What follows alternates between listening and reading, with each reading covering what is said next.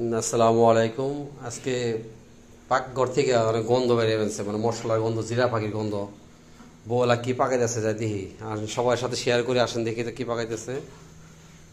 এই এত গন্ধ হইতেছে কি এর? কি কি এত বড় ডেকের মধ্যে কে? আজকে ডেকই রান্না হবে, আজকে ডেক রান্না করে খাওয়াবো। আল্লাহ, এটা কি পাকাইবে? আছে বলা যাবে না, সিক্রেট, এটা পরে ব্লগে আসবে। না না বলতে তো বলো না। না বলা যাবে না, এটা বললে তো আর কেউ ব্লগটাই দেখবে। তুমি তো দেখতে হলে অবশ্যই আমার ব্লগ দেখতে হবে। ক্যাটারিং খুলতে পারো, এই খাবার দাবার বা এই বিয়ে বাড়ির অনুষ্ঠানে খাবার দাবার পাকানো লেগে। হ্যাঁ খুলবো, ইনশাআল্লাহ খুলবো। না না তুমি যে ডেক লইছো, আচ্ছা কেমন লাগতেছে? কালারটা কেমন? কালারটা ভালো, তুমি চালার চাপাই দাও, স্মাইলের সুন্দর গন্ধরাও, মশলা গন্ধরা কষানি ভালো হয়েছে।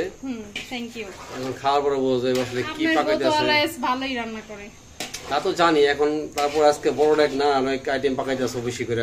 হ্যাঁ আছে সিক্রেট। ভয় লাগতেছে আমার, খাওয়াটা কেমন হয়। ভয় লাগার কিছু নাই, ইনশাআল্লাহ দেখা যাক।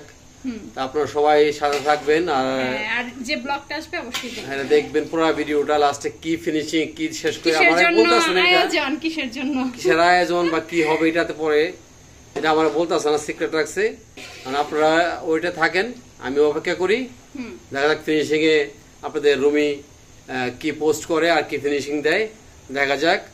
আজকে আকাশ অবস্থাও ভালো, মেঘলা সারাদিন রোদ গেছে, এখন আবার মেঘলা ঠান্ডা পড়তেছে আর বৃষ্টি ভাব। পাক যাই হোক, ঠান্ডার মধ্যে খেয়ে মজা লাগবো। ঠান্ডা বাতাস আছে, শীতল বাতাস। আজকে আমি অনেকদিন পরে ভয়েস দিলাম, ভিডিওটা সবাই শেয়ার করবেন আর লাইক দিবেন, কমেন্টস করবেন, ঠিক আছে? আসসালামু আলাইকুম ওয়া রাহমাতুল্লাহি ওয়া বারাকাতুহু। আল্লাহ হাফেজ।